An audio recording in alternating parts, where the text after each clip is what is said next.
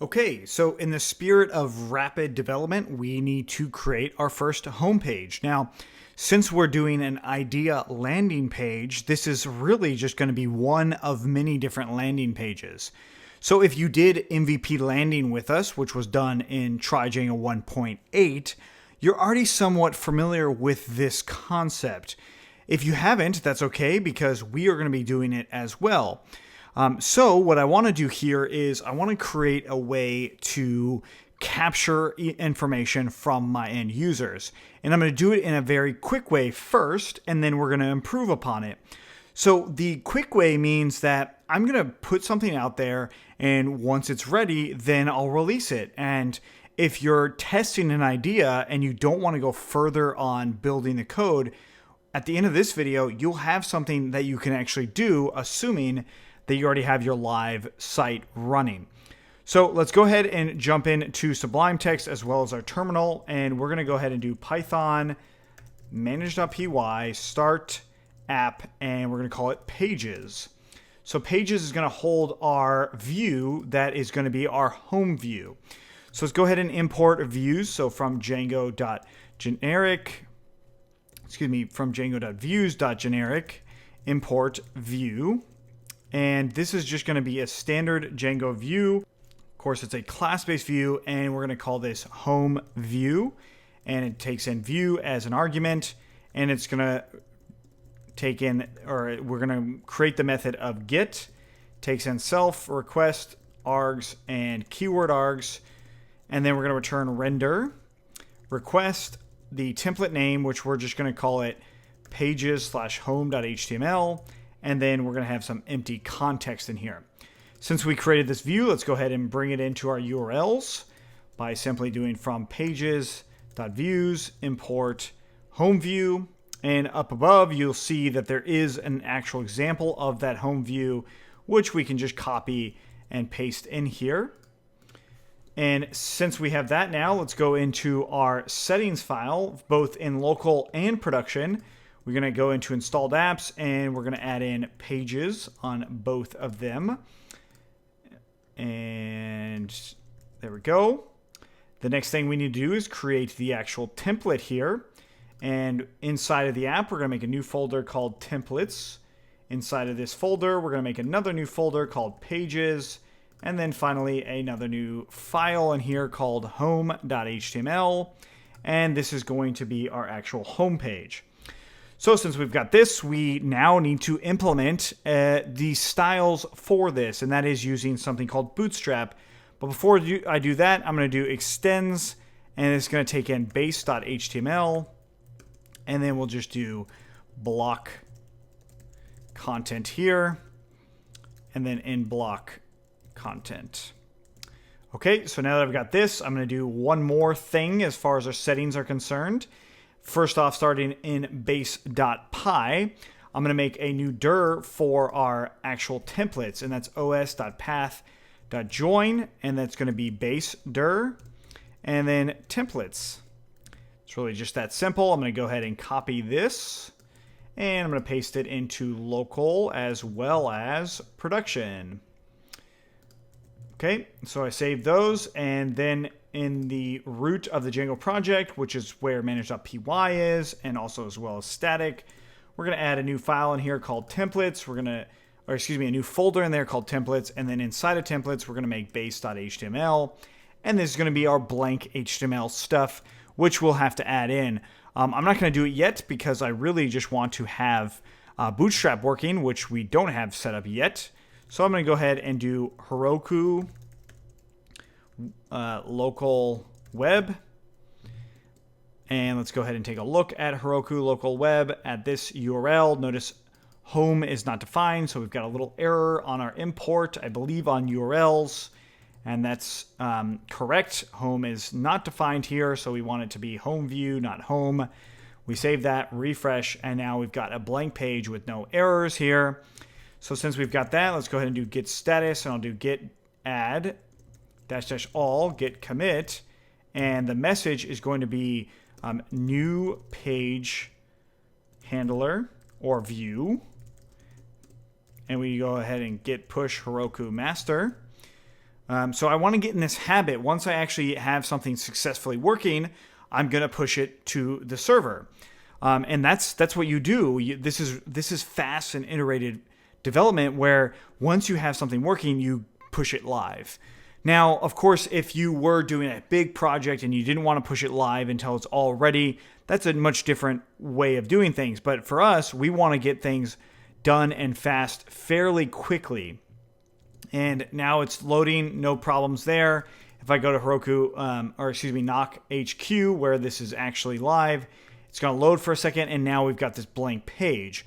So that's correct. That actually is the ideal thing that we wanted. So now what I'm going to do is go to getbootstrap.com and actually use their default template that they have.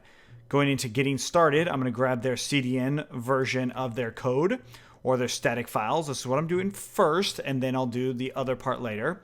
I'm just going to paste this into base.html. We will clean this up in a second. And then I'm going to scroll down a little bit further, down to their basic template here. I'm going to go ahead and copy that whole thing. And I'm going to go ahead and paste it underneath what we just copied and pasted. I'm going to save that. And I'm going to grab, first of all, this style sheet stuff and replace it with what was already there. The optional theme, hey, let's go ahead and bring that optional theme in too if we want that one. And then finally the script or the JavaScript stuff. And then I'm going to go ahead and get rid of all that extra spacing and replace the old Bootstrap with the new one. We save that, and let's go ahead and run the local web again.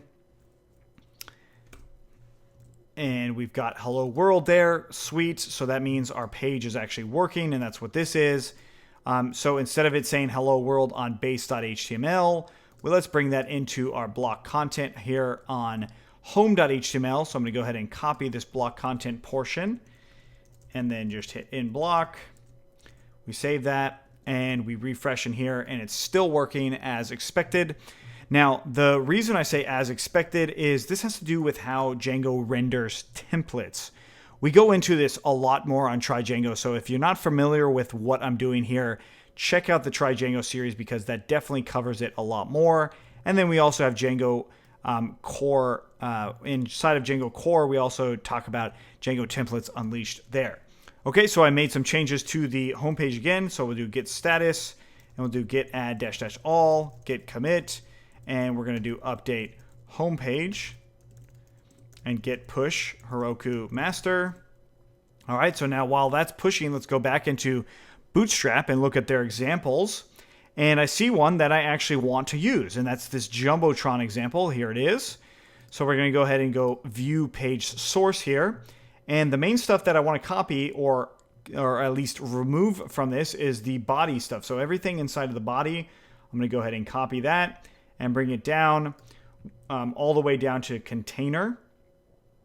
So not including the scripts because we already have those. I'm going to go ahead and copy all that and replace what was inside of home.html with that. And now that we've already done the push, we can do Heroku local web again. And we'll refresh in this local web. And here we go. So now we have a little bit better of a actual homepage that's going to make sense for what we're building. So one step further is if we look at the Jumbotron example versus what we've got this little spacing issue. So the reason for that has to do with this extra JavaScript or extra CSS that they had because of the nav bar. Notice it's just a simple body thing. So instead of writing inline style sheets on base, I'm going to jump into my style sheets on main.html, paste that in there, save it. Now back into base, underneath the style sheet stuff, I'm going to just paste in here, and I'm going to use my own style sheet. So let's get rid of that. And the href is no longer going to be that one. Instead, it'll be static, and this is going to be css/main.css. Save that, and at the very top, we're going to do load static. Load static. And notice I put it in main or css/main.css where our static file actually isn't in that. So let's go ahead and find this in the Finder window, which will pop this open. We're going to make a new folder in here and call it CSS. I'm going to drag that main CSS in there, save it, close off this other one, and make sure that this one's still up. There it is. We save that, Cool. Now I'll do python manage.py, collect static. Yes. And then we'll run the local web again. And we see now our Bootstrap on our local server is showing exactly the static files as we wanted. So I'm going to go ahead and do git status, git add, -- all, git commit, and new landing page, git push Heroku master. Okay, we're almost there. Now, while that's running, I'm going to go back into my home.html where all this content is. Now, I can change this text as I see fit, right? Like I might want to get rid of all these buttons, but I'll leave that up to you as far as getting rid of the buttons. Of course, those are in those A tags right here. So what I actually want to do is bring in a form that is going to replace one of these. I'm also going to get rid of this sign-in stuff because I really don't need that, at least for this. So I'm going to go ahead and just comment it out inside of this navbar collapse stuff right here, which really is just the form. So I can just go ahead and do that. And that was command /. Otherwise, you can just write those out explicitly. I refresh in the local web. Oops, let's make sure it's running again. Refresh in there. Now that's gone. So I want to bring in a form that's going to take place of this heading portion. And I'm just going to go ahead and delete the paragraph stuff and just say join us. Put a new paragraph tag in here. And this is where that form, we are going to go ahead and embed it. Now, there's a couple places that we can do this with, and we can do wufoo.com. This is a place where you can create a form and just embed it anywhere. And that embed would go right in here. Another one is docs.google.com. So Google Docs, you can actually use your own spreadsheet or your own form creation.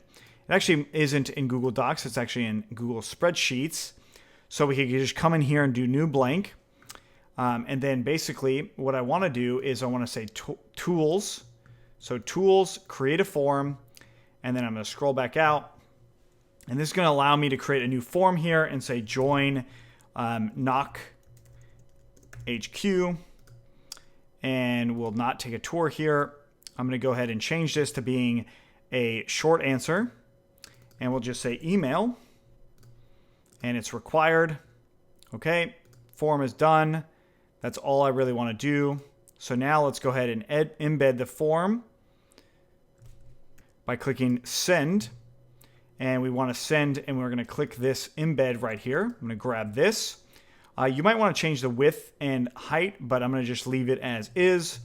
I'm going to paste this in here.